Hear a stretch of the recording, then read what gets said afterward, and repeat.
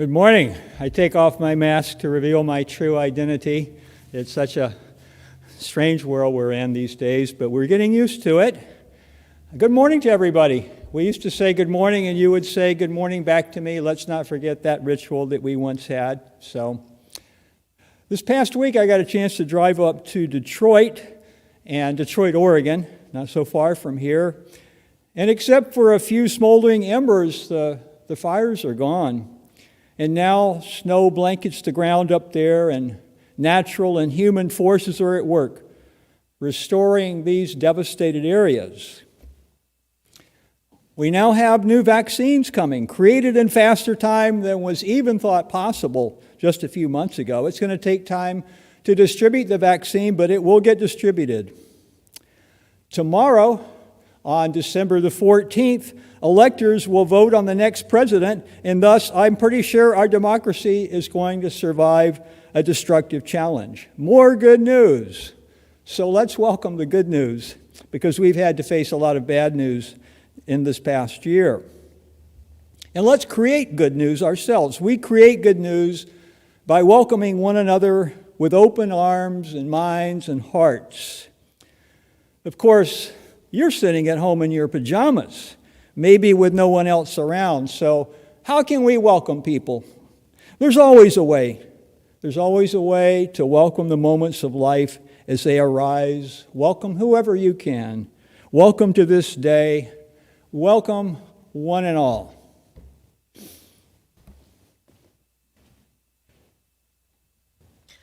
Our opening hymn today is Seek Not Afar for Beauty. It's number 77 in the Gray Hymnal.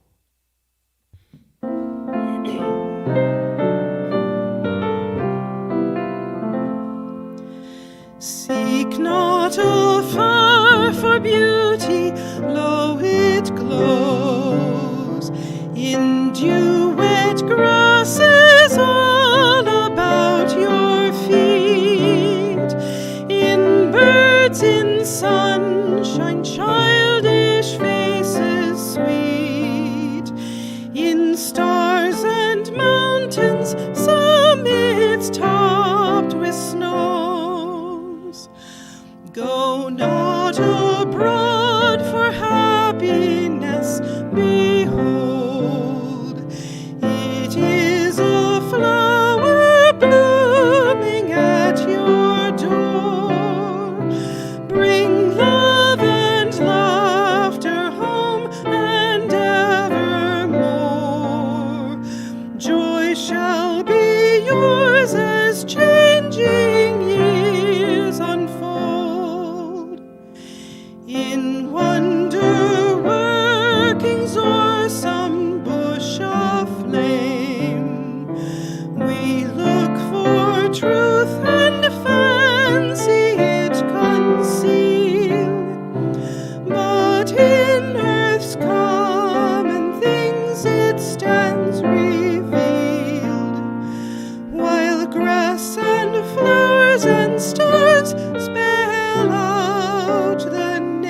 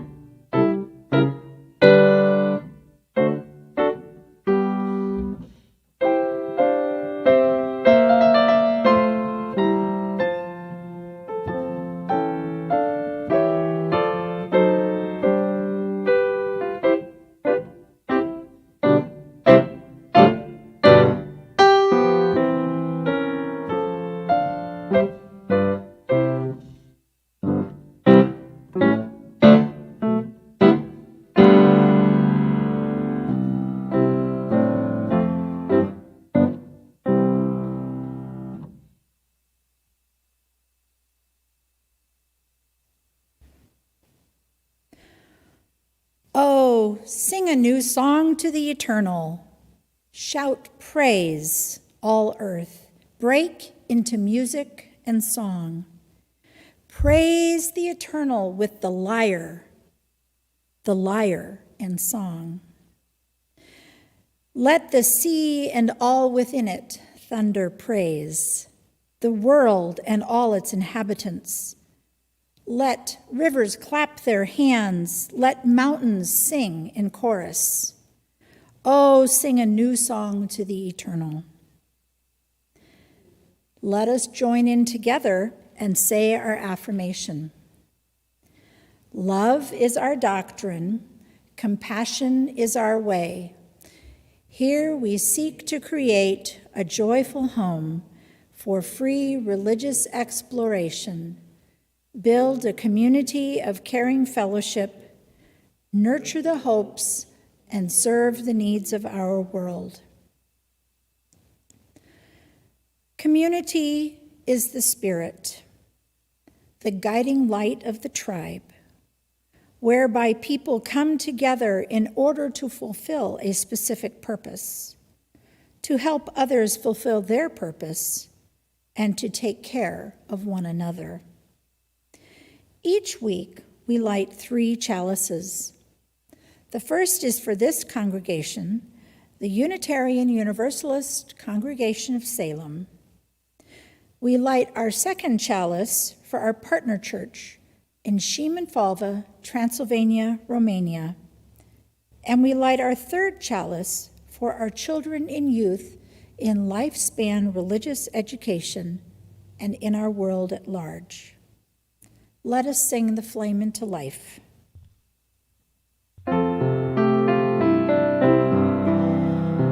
Rise up, O flame, by thy light glowing, show to us beauty, vision, and joy. Good morning and welcome to the Time for All Ages portion of the service. The story I'm going to tell you today is an Advent story, or a story that we tell as we make way and prepare for the rebirth of the sun at winter solstice, or Christmas time. The story is called The Light of Men by Jacob Street. I have reversed the gender pronouns in this story. For many months, Mother Sun had shone down on the earth with all of her might. She had warmed the snow until it melted and the streams ran once again, singing their merry songs. She had warmed the earth until the seeds had sprouted and grew, and the trees sent out their tender green leaves and dainty blossoms. She had warmed the air until the fruits swelled and ripened.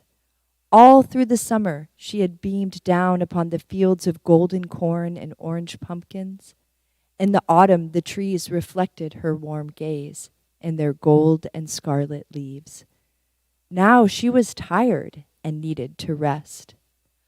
Father Moon saw how tired Mother Sun was and how old she was beginning to look. In spring, she had been young and fresh, looking down on the earth with her strong, bright gaze. She had needed so little sleep. All through the summer, she had stayed up late into the evening so that she could look over the richness of the earth just a little bit longer. Now she was tired and always needed to sleep. Her glance was duller and her light dimmer. By late afternoon, she was ready to sleep. Father Moon grew worried and said to Mother Sun, "You need to rest, or you will never regain your strength by springtime. Let me shine on the earth and warm it with my light." Mother Sun agreed with a wary nod and thanked him. Every night Father Moon shone down on the earth with all of his might. In the dark sky he blazed like silver, lighting the way of tired travelers. But Father Moon was not as strong as Mother Sun, and try as he might, he could not make up for her fading light. In the course of a month, he too needed more and more rest, and finally there was but a sliver of him to be seen, and the nights grew darker. Father Moon called his sons and daughters to him and said, "Your mother is very weary from her labors last year. I have tried to light the earth, but my strength is not equal to the task. I need your help that mankind may not have to live in cold and darkness. So the stars and planets shone as brightly as they could, sparkling like jewels in the dark sky. Each night they swept across the sky, and even in the dim morning light, the brightest of them could be seen. But try as they might, the stars and planets were not able to light the earth. All they could do was guide weary wanderers on their way. The nights grew longer and darker. As the nights passed, however, the stars began to notice something. They awakened their father and said, "Look, down on the earth. Each night it has become a little bit brighter." Father Moon saw that the earth was shining with a dim light. What could it be? He wondered. Is it the lamps in the windows or the fires in the hearth? It was the dead of winter. On the longest and darkest night of the year, Mother Sun and Father Moon slept soundly, and the stars swept in their courses. But the earth was not dark. With each passing hour, it grew ever more light. The stars awakened their father. "Look," they said, "the earth is gleaming." Father Moon looked and saw that the earth shone brightly with radiant light. "What can it be?" they asked. "I do not know," he answered. "Let's ask Mother Sun." It was midnight, and Mother Sun was awakened from her long sleep. She looked down upon the earth, and indeed, it was shining as bright as day. "From where does this light come?" asked her children. "It's brighter than lamplight and warmer than firelight." Mother Sun cast her glance far down to the earth. "That light is the light of men and women, of humanity," she said. "In the darkest night, a new sun is born in the human heart. Thanks be, and may all beings be happy." Please do consider joining us for the Children's Religious Exploration Program, meeting on Sunday mornings just before the live service at 9:45 a.m. via Zoom. Next week, our learning topic will be the rekindling of light at the winter solstice.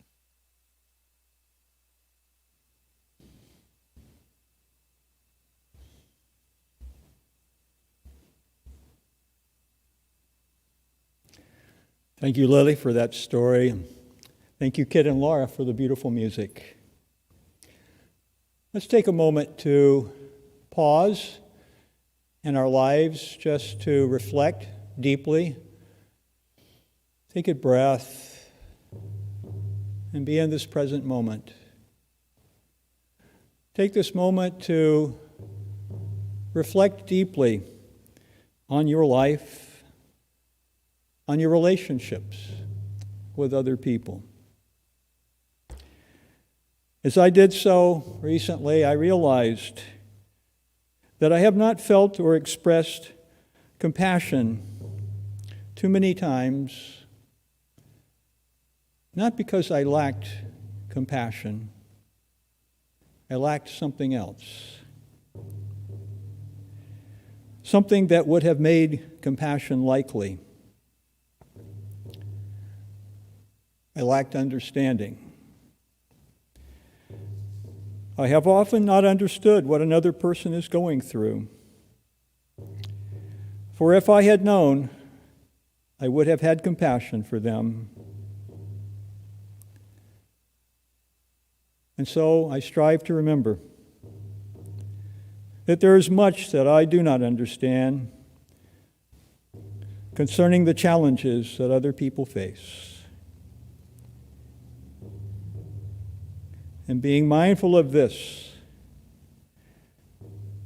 I will strive to withhold judgment and hold compassion for everyone. This week we are especially mindful of Barbara Smith. Barbara Smith served on our Board of Trustees.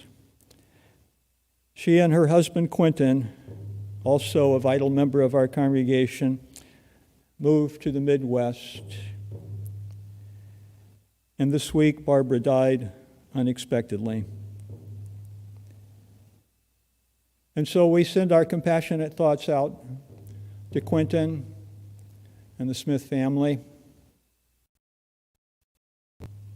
Think now of all the people in your life and the world for whom you would like to send compassionate thoughts and prayers.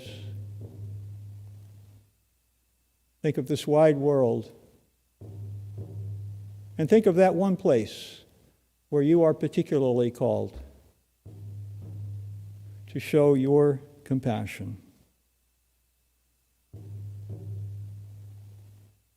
Compassion is our way.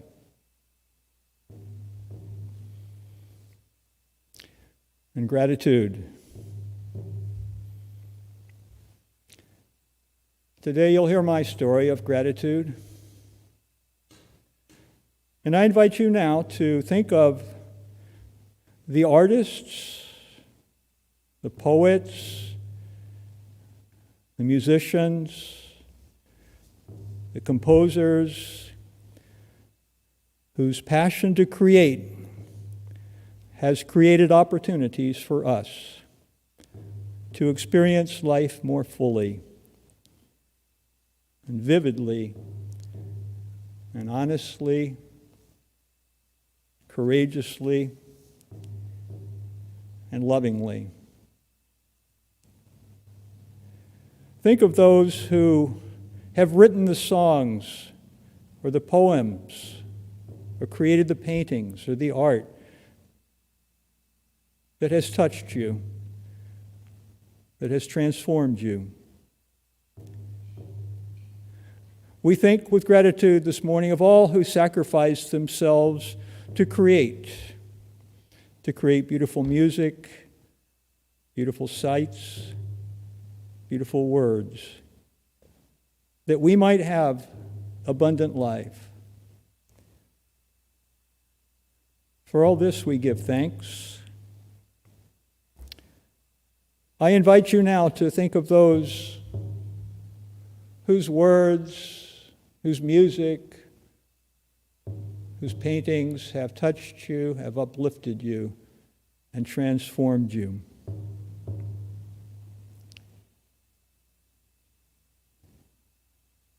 And we celebrate this with gratitude in our hearts. And we celebrate the creation of new relationships in this community. And Megan and Chris Roller remind us that it was a year ago tomorrow that I stood in front of this sanctuary and joined them in marriage. And on Christmas, it will be the 11th anniversary of their first date.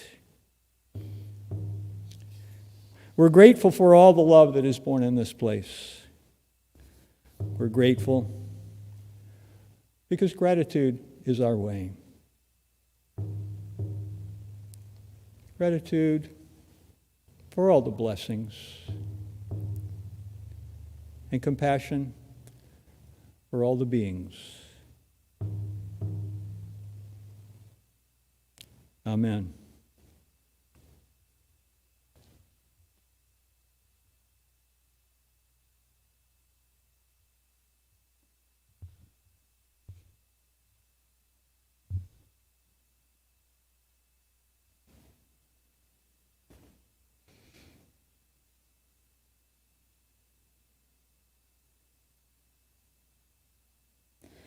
If you have joys or concerns that you wish to share, go to the UUCS webpage and click on the button that says Joys and Concerns for them to be read in our services on Sunday.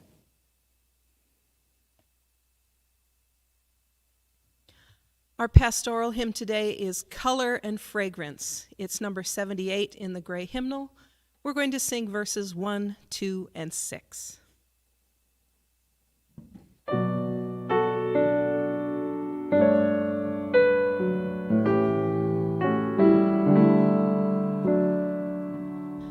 Color and fragrance, magical rhythm, sweet changing music will change us with them, life within life.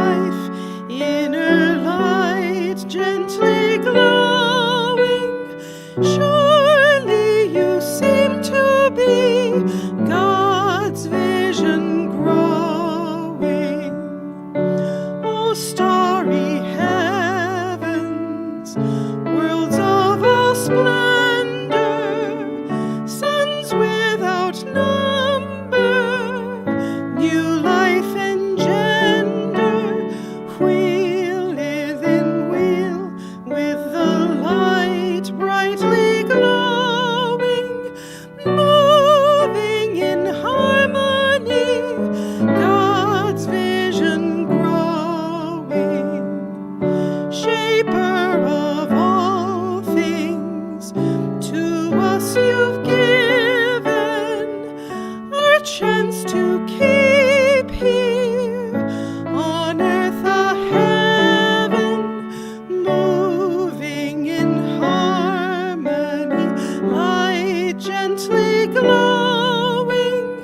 May we be gratefully God's vision growing.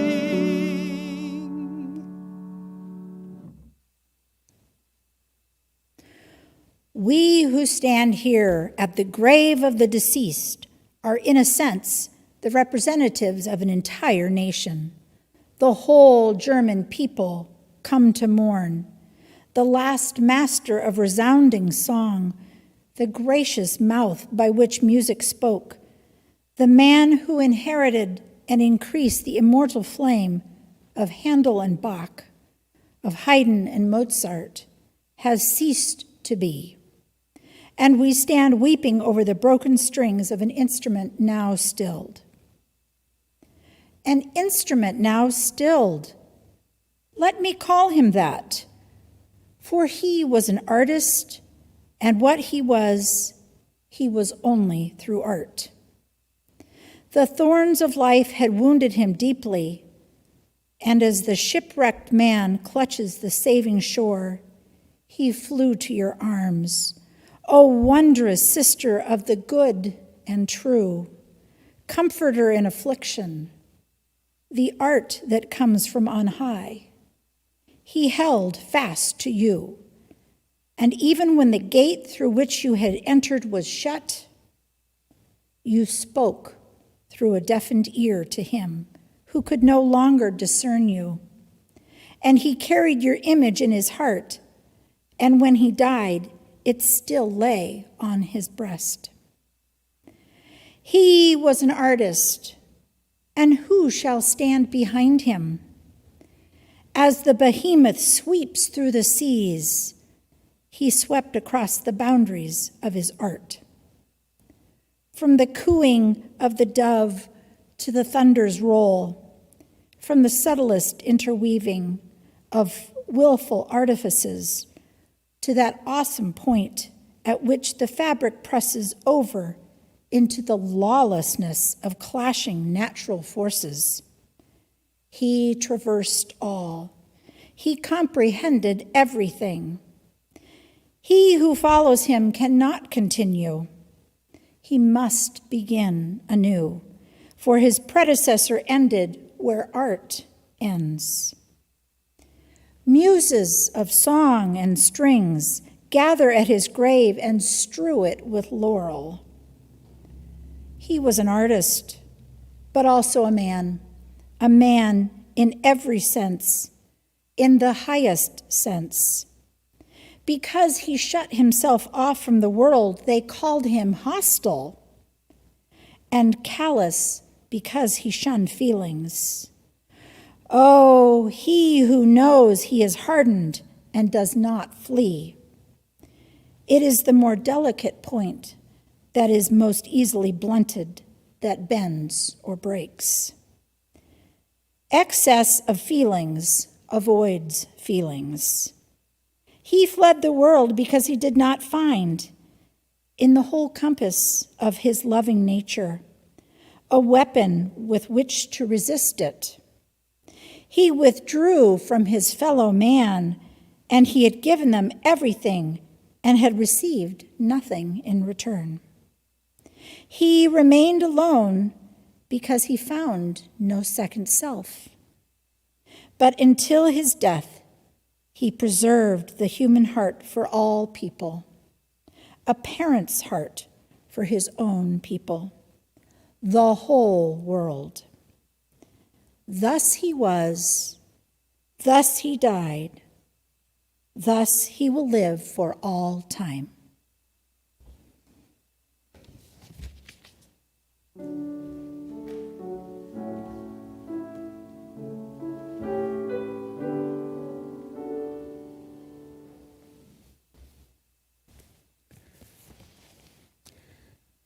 In the year 1970, gosh, half a century ago, Beethoven, representing art, and the Buddha, representing spirituality, I don't know how it happened, but they parachuted into the wasteland of my life and provided me with the necessary information, inspiration to find my way out of the bleak and gloomy realm in which I found myself temporarily stranded. The story of the Buddha is for another time, but today, as we near the 250th anniversary of Beethoven's birth, which will be on Wednesday, December the 16th, I think it's a good time for me to share my story of his impact upon my life. In my 20th year, 1970, I was in the roughest patch of my life. Everything seemed to be falling apart. And I wasn't at all sure what lay ahead. So it still seems to me quite odd that I would have wandered into a Kmart store. Remember Kmart? I guess they're bankrupt now. But the Kmart in Atlanta, and I chose to purchase an LP album of Beethoven's Fifth Piano Concerto, played by Wilhelm Kempff on the piano and the Berlin Philharmonic Orchestra. I don't know why I bought this record. I can't remember why. I mean, I thought I was a countercultural hippie. My hair was down to there. I had no background in classical music. I wasn't an artsy kind of person in general. I didn't think so. And all my friends were finding deep meaning in listening to the great rock music of the era. There was a lot of great music coming out around that time. And yet, I was looking for something else, and I didn't even know it. Little did I realize when I bought that LP that it would be the key to a whole new world that would change my life. And so I listened to this music, and nothing. This is often the case with great music. If you listen to it the first time, nothing happens. But later, I listened again. And the doors to the temple opened, and I entered this magnificent cathedral of sound, and I was enchanted, enthralled, and uplifted, ennobled, and transformed. Yes, transformed by these glorious sounds made by the solo piano and the full orchestra. I understood this language. I got it. And it gave me a message that I so desperately needed to hear at this particular point in my life. And that is that there is more joy and beauty. There's a sublime grandeur and a deep meaning to life. It was an actual conversion experience. And I realized this was not just music, it was a healing, hopeful ray of light shining on my bruised and battered soul. And I was amazed that I had discovered the greatest work of art ever created on my first try. I thought I could not imagine anything more glorious than Beethoven's Fifth Piano Concerto, the Emperor Concerto it's called. It truly is one of the greatest ever written. But then, months later, I began listening to Beethoven's Fourth Piano Concerto. That was a sight to behold. My friends were amused to watch me listen to classical music because I didn't hold back. I was a writhing, ecstatic, moaning, air-conducting sight to behold. I would have been kicked out of any concert hall. But I felt no sense in constraining myself. This was music that I love so dearly. That summer, I think I must have listened to the Fourth Piano Concerto about 100 times. I'll never get tired of that piece. And it was like a healing balm for me. And I just knew this is the best. This is the ultimate. Art can't possibly get any better than this. Actually, it was just the beginning of my pilgrimage. In 1971, the plot thickened when I purchased some LPs with the pianist Charles Rosen playing the master's late piano sonatas, 29, 30, 31, and 32, the late ones. And here we tread on sacred ground, which I will speak of momentarily. But for now, I need to mention the 29th sonata, known as the Hammerklavier Sonata. Beethoven wrote this sonata at the end after the most painful and heartbreaking period of his life, during which time, around 1812, 1819, he composed little music. He was increasingly deaf. He realized he would never find a loving partner in this world. His beloved nephew, Karl, had tried to commit suicide. Beethoven was all alone in a deep well of sorrow. And this sonata, the Hammerklavier, is a chronicle of his journey through this dark night of the soul. Years later, I was reading the critic George Steiner, who said that great art comes to you as an annunciation. It invades the small house of your cautionary being and commands you to change your life. I know exactly what he's talking about. That's exactly how this sonata felt to me. I can still remember when I listened to the third movement of this sonata, which has been called the apotheosis of utter woe, sacred woe, the apotheosis of utter woe. And when I listened to this sonata, how my emotional world, my spiritual vistas expanded so vastly. And I could see there was such profound depth and honesty in this solemn music that looked so squarely at human suffering and somehow gave voice to this in an achingly beautiful testament to the sorrow in life. And in my own life, I had known sorrow. And this music helped me to be with it. That's why we have the blues. Call this the classical blues. And this reminds us that the way through sorrow and grief is through it. And music can help you be with it. If you're going through a hard time right now and you're inclined to listen to Beethoven, listen to that third movement, that of the 29th Piano Sonata, and it'll help you be with your sorrow and your grief. It seems to me that this music emboldened me not to follow any familiar script in life. I would find my own path in life, a path with a heart. And so I emerged from that hard year 50 years ago, the year 1970, with more strength and sense of purpose. And I hope that's how we're going to exit the year 2020, by the way, with more strength and sense of purpose. But in 1970, after I had encountered it, really did change my life. I felt like I was setting out on a grand adventure of life, even though I was often scared as hell. I really was.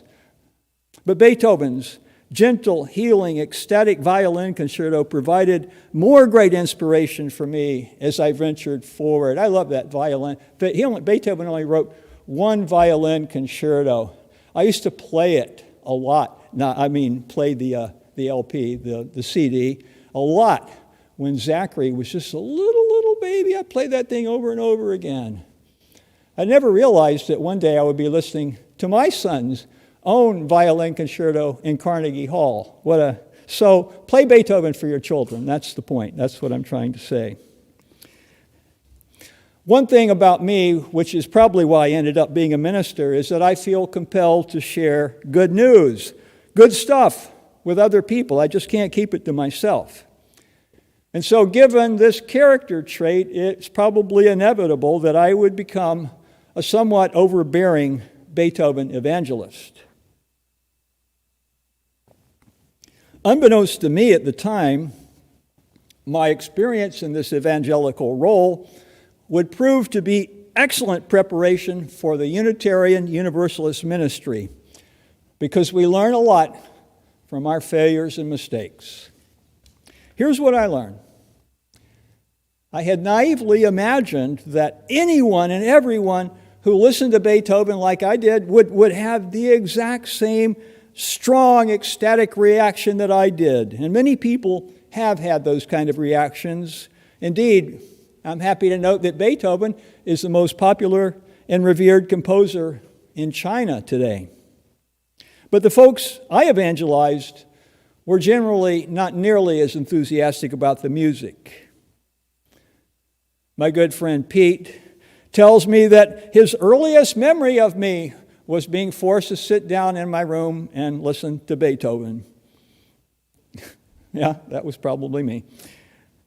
What I failed to recognize is that people are different. We experience the world differently, and you can't force someone to appreciate something when you want them to.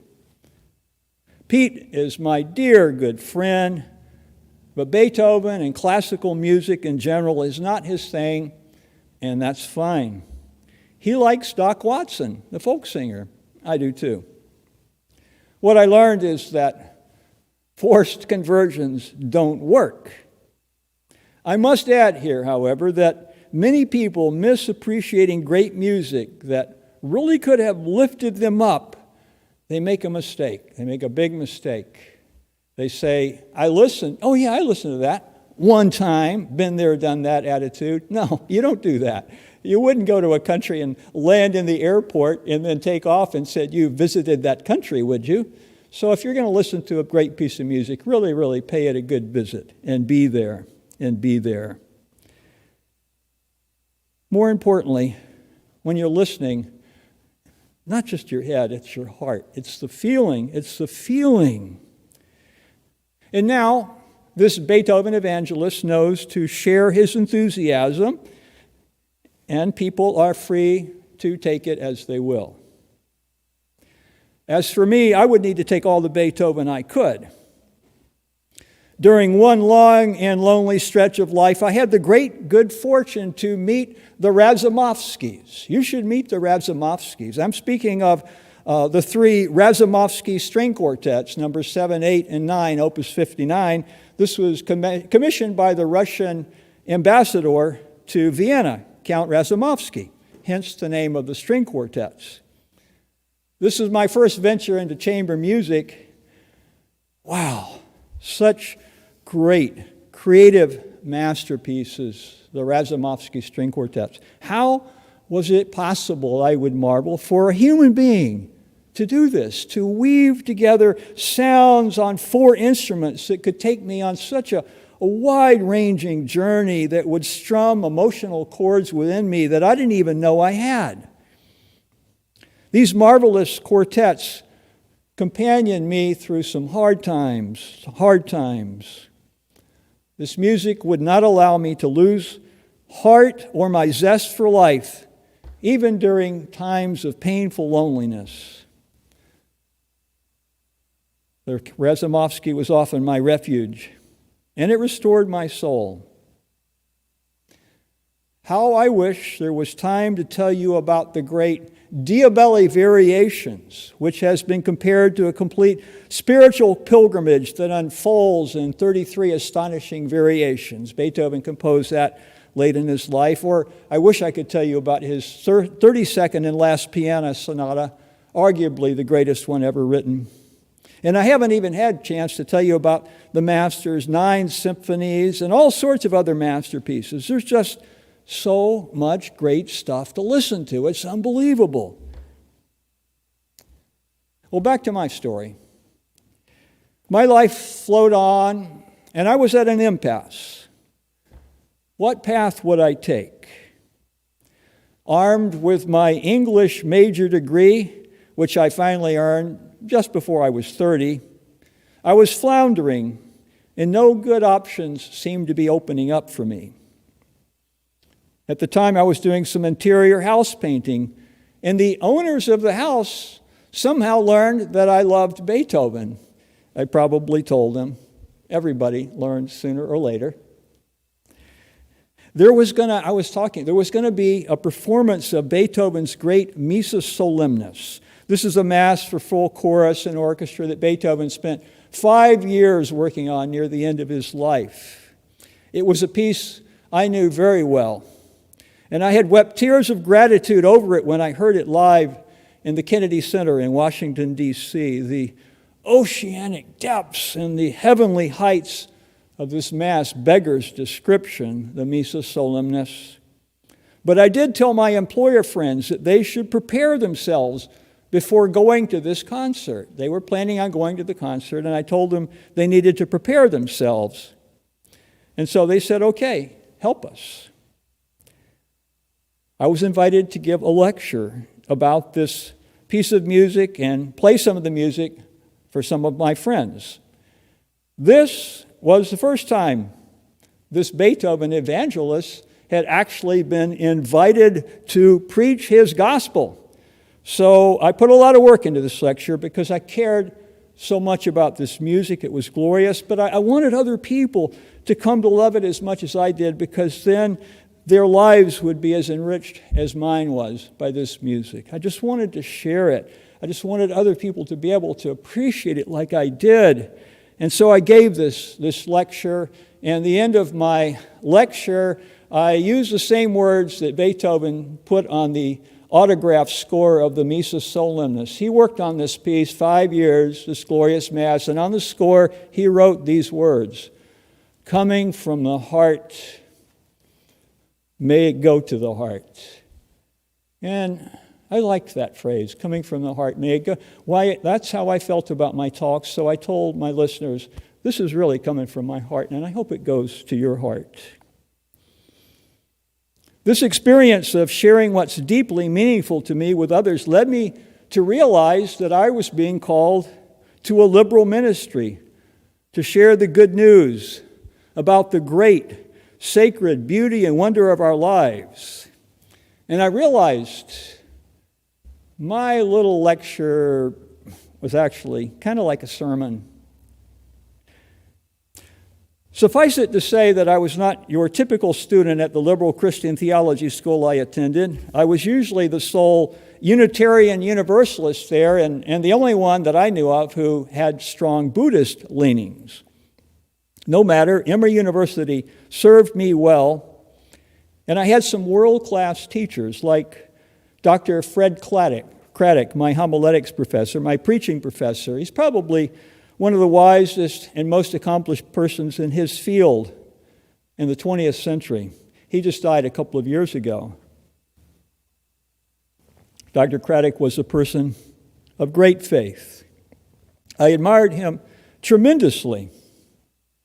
And I am a person of faith too, but my faith looked differently than what Dr. Craddock was used to seeing. Dr. Craddock set up one-on-one interviews with all his preaching students, and I remember excitedly telling him that I had been invited to preach at the Unitarian Universalist congregation in Atlanta, and I was going to preach about, what do you think I was going to preach about? I was going to preach about Beethoven, of course, Beethoven. Well, Craddock didn't exactly know what to say when I said that, and so he said nothing.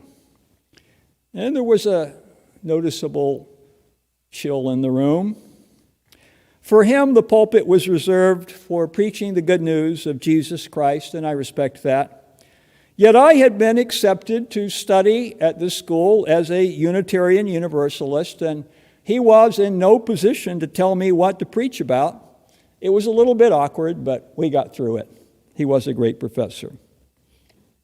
And so, predictably enough, I did preach about Beethoven to the Unitarian Universalists in Atlanta, and I made the rookie error of trying to say everything I knew in one sermon, and I had absolutely no sense of confidence in my delivery, and it showed.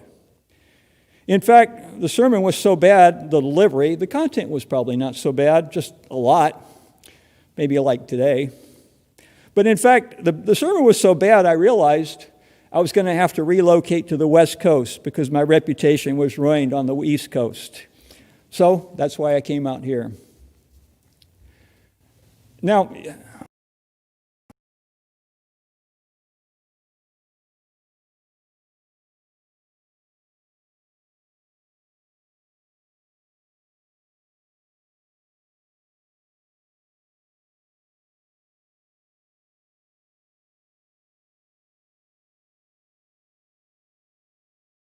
to convert people to listening to Beethoven, although I'm very happy for that to happen. And I'm glad to always serve as your free Beethoven consultant. At any time you need a particular piece of music, just come to me and I'll tell you what to listen to, because I know my Beethoven. The message, though, that I want to convey to you when I speak about Beethoven is that spiritual growth is a real thing. Beethoven proved it more than any artist ever has, as far as I can tell. You see, there are really three Beethovens. There are three Beethovens, not one. There's early Beethoven, and there's middle Beethoven, and there's late Beethoven. Early Beethoven compositions proved him to be the worthy heir of Mozart and Haydn, but then he realized he was going deaf. He went into despair. He almost committed suicide. He wrote about it. There's a famous letter, the Heiligenstadt Testament, about Beethoven's suicide note, near suicide note. But then Beethoven looked deep inside himself. He realized he could continue to compose even if he was deaf. He discovered heroic reservoirs of inner strength. And so these middle Beethoven compositions were revolutionary and expanded our understanding of how powerful and bold and uplifting, ecstatic music could be. But then after the middle period, as Beethoven's life wore on, he had to face the prospect of his loneliness, as I noted earlier. And it was painful. But he came to a level of acceptance of this when he realized that his life was to be utterly devoted to his art. And he looked ever deeper into his soul and discovered a spiritual awareness that infuses his late compositions. Beethoven's late string quartets, his piano sonatas, the Diabelli variations, the Missa Solemnis, the Ninth Symphony, these are all from Beethoven's late period and are recognized as the pinnacle of human artistic achievement. And I know all these sublime compositions so well in my heart and soul. I've listened to them so many times. There's a philosopher, mathematician named J.W.N. Sullivan. He wrote a book in 1927. It's one of my favorite books. It's my Beethoven Bible. It's called Beethoven and His Spiritual Development. And Sullivan noted that the string quartets, the late string quartets of Beethoven, reflect a higher state of consciousness than is reflected anywhere in art. I don't take issue with that at all. This music is my sacred text. And I can't even imagine. Sometimes I actually try to imagine what would my life be like if I hadn't gotten to hear this. I can't even imagine it because it's so enriched my life. These compositions reveal more to me than I can possibly say. They are like windows to a loftier realm of being. And they remind me that beyond the pain and sorrow in this life, there is love and there is joy beyond our imagining. Life is more wondrous than you have yet imagined, and you are greater than you have yet realized. That's the message I always get from Beethoven's music. Life is more wondrous than you have yet imagined, and you are much greater than you have yet realized.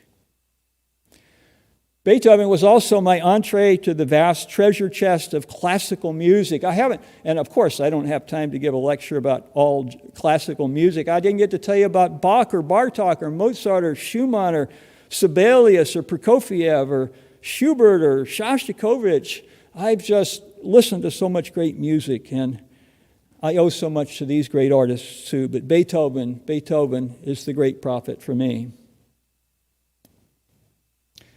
I did a little calculation the other day on my smartphone. I took 50, multiplied it by 365, came up with over 18,000, and that's how many days I've lived since I first discovered Beethoven. And on each, every single day, I dare say without fail, I have thought with gratitude of Beethoven and the soul-awakening beauty of the music he bequeathed to me, to all of us. It means that much to me. How often has this music rescued my soul from despair? And how often I wish I could do the same for others. And so I preach about this great soul, this man who knew the bitterest life has to offer. And yet he prevailed and soared to sublime heights. And finally, I'm left wondering, how did I know? How did I know to look for something that I didn't even know I needed? Something that would bless me so much. It's a mystery, isn't it? I'd say it's a sacred mystery. My hope and prayer for all who listen is that you will somehow know to look for that thing that you don't even know that you need that will bless you every day of your life. Coming from the heart, may it go to the heart.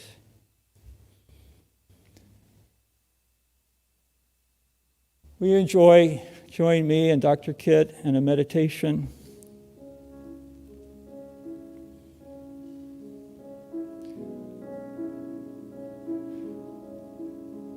Let the beauty of music, let the beauty of words,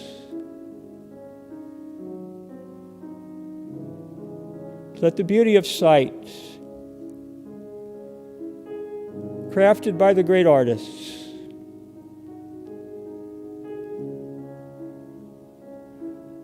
let it enter into you.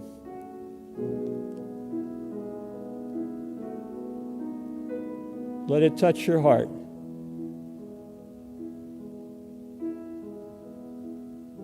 Let it make you cry. Let it make you laugh. Let it give you hope. Let it give you joy. Every day, remember to open your heart to the great beauty of this world. Be touched.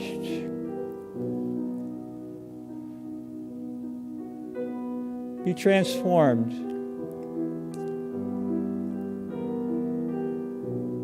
Be uplifted.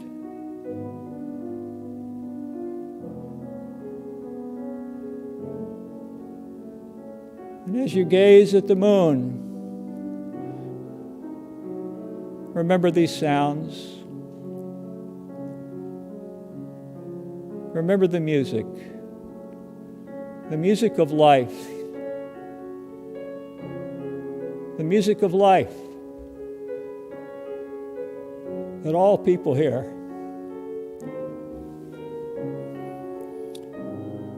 The music of life that unifies us all.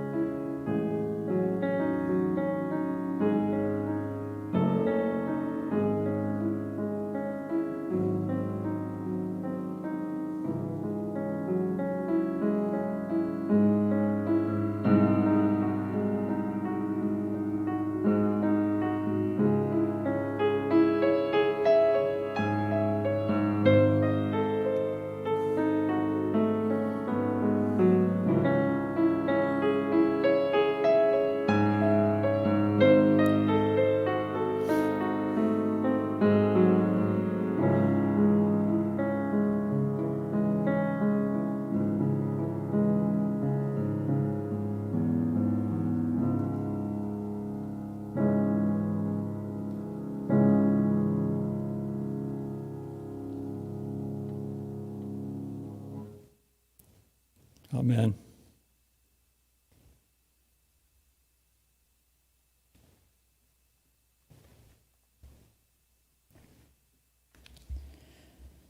We support UUCS through our pledges, time, and connections with one another. We support the Salem community through donations to the Marion and Polk Food Share. And for the month of December, Interfaith Movement for Immigrant Justice, or IMIRJ. IMIRJ is a vibrant and growing community of diverse faith communities, faith leaders, and individuals, led by love and committed to advancing immigrant justice. Founded in 2006, IMIRJ is in relationship with leaders from over 140 congregations throughout the state of Oregon. IMIRJ relies on contributions from individuals and congregations to be able to continue our work for justice and fairness for our immigrant brothers and sisters. We hope that you will join others by contributing financially. Please send your checks to UUCS or visit the website to donate. Thank you for maintaining the community of UUCS and for helping the wider community of Salem.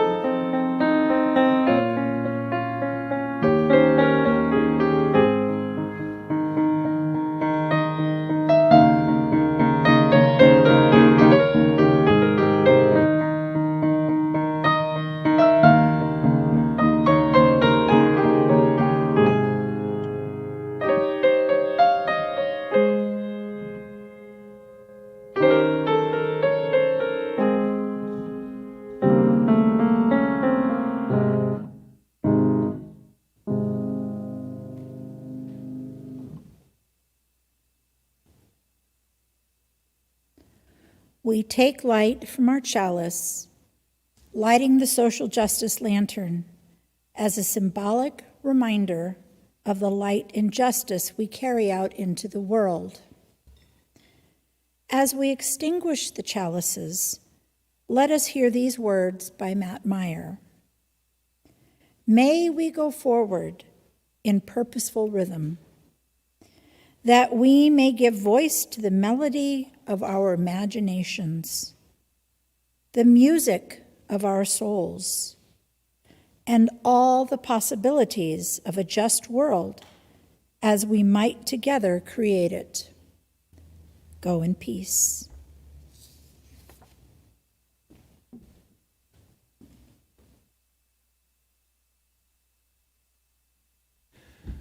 Do you see that slide telling you after the service, Zoom fellowship gatherings, 12 p.m.? I hope you will join us. That's about a little less than a half an hour from now. So please do join us so you do have an opportunity to greet one another after the service today. I hope you'll do that.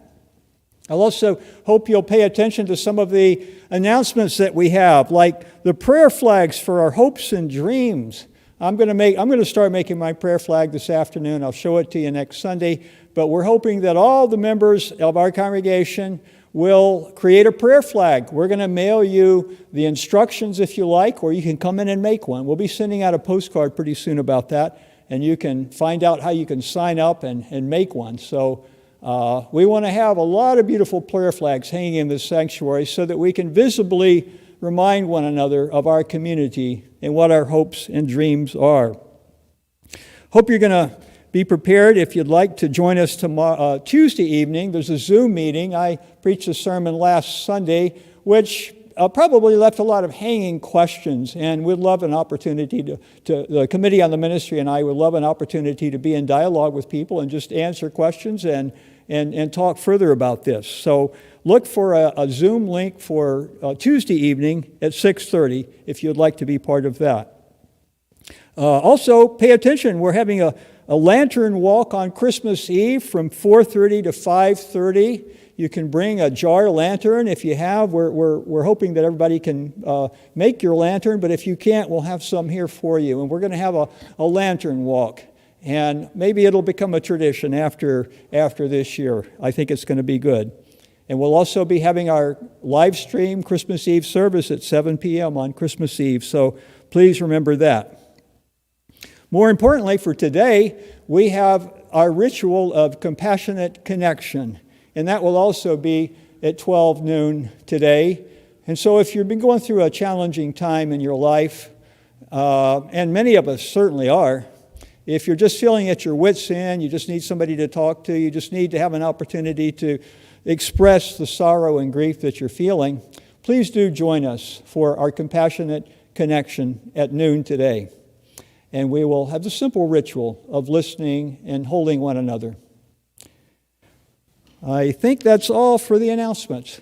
I'd like to thank everybody for today's service who was present to help make today's service possible. Thank you all volunteers in this room and staff as well. Thank you.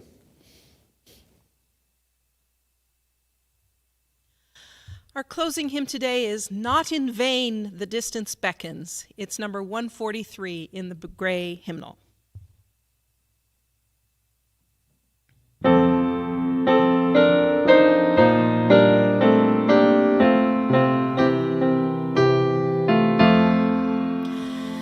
Not in vain the distance beckons, forward, forward, let us range. Let the great world spin forever down the ringing grooves of change. Through the shadow of the globe we sweep ahead to heights sublime. We, the heirs of all the ages, in the foremost files of time. Oh, we see the crescent promise of that spirit has not set. Ancient founts of inspiration well through all our fancies yet. And we doubt not through the ages one in